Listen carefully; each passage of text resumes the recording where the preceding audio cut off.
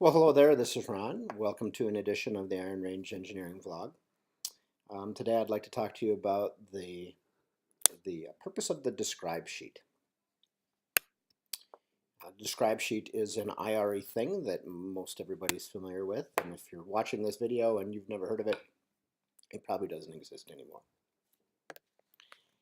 The concept comes from the the idea that we want to have people carry information beyond their life as an engineering student.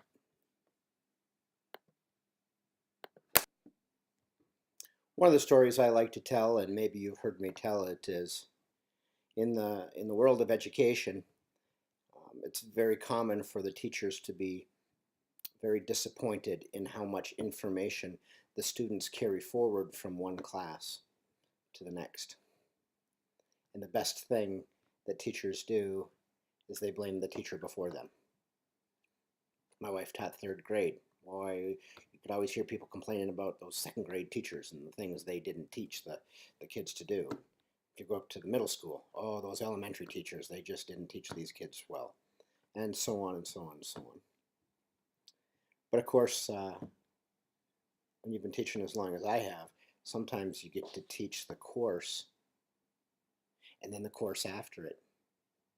And then in the course after it, you can be like, didn't you guys learn this? And the perfect one is mechanics of materials. I taught mechanics of materials a long time, and I would say to my students, didn't you learn this in statics last semester? And they would say, no, we never learned that. And I'm like, but I was your teacher, and we had it on the final exam, and you did really well on the final exam. Oh. And the whole deal is that you come out of that, and me being the teacher, I felt bad, and the students, well, they felt bad. And then the question comes down to, well, why don't the students carry forward the method of sections from statics into mechanics of materials? And I believe I have a decent answer for that. And the decent answer is because nobody asked them to. There was never an explicit expectation that we needed to bring that information forward. Worse yet, there's pretty good research that says that having done problems in the method of sections does not mean that later in another course you know how to describe the method of sections as it applies to this new application. In other words, just doing problems wasn't enough either. So in my life as a teacher now, I try and set an expectation that whatever we're learning is going to be desired to have accessible a long time into the future. I ask students to create a journal that discusses the important concepts and principles so that they can have them later. And so thus was born the idea of the describe sheet. And on a describe sheet, you've got a word description of a concept, and then some sort of picture, a sketch, a drawing of what that concept means or how it looks, and then the equation,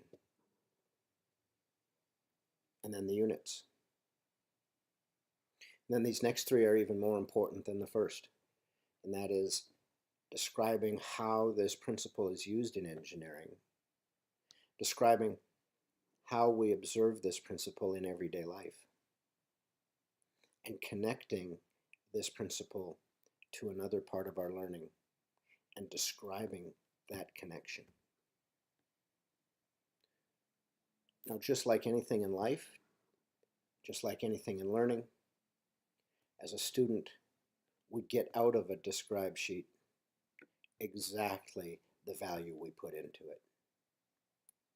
So as soon as a student starts doing a describe automatically with very little thinking and very little reflectivity and just doing it to do it, well, the value has just gone through the floor.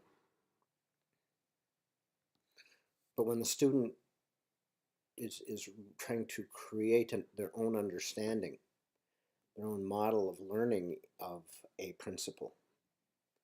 A few moments ago, I just made a video for the fluid mechanics principle of impulse and momentum.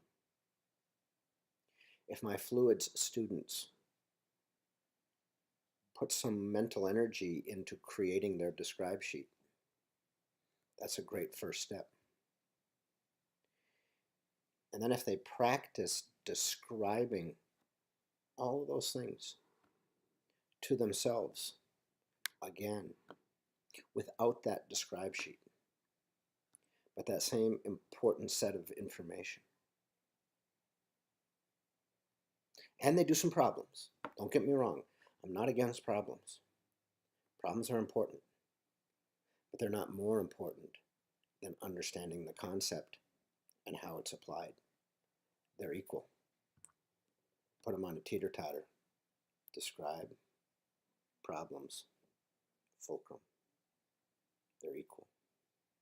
One without the other is much less powerful.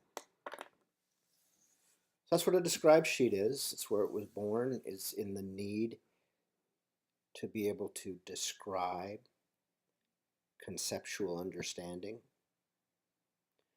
of important engineering principles in an effort to put things up there where we can reach back and get them later, where they have use later.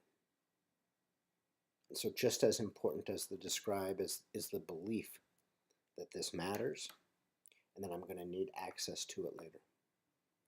And so as you do describe sheets and you describe things, assign a value. How often am I going to need this later?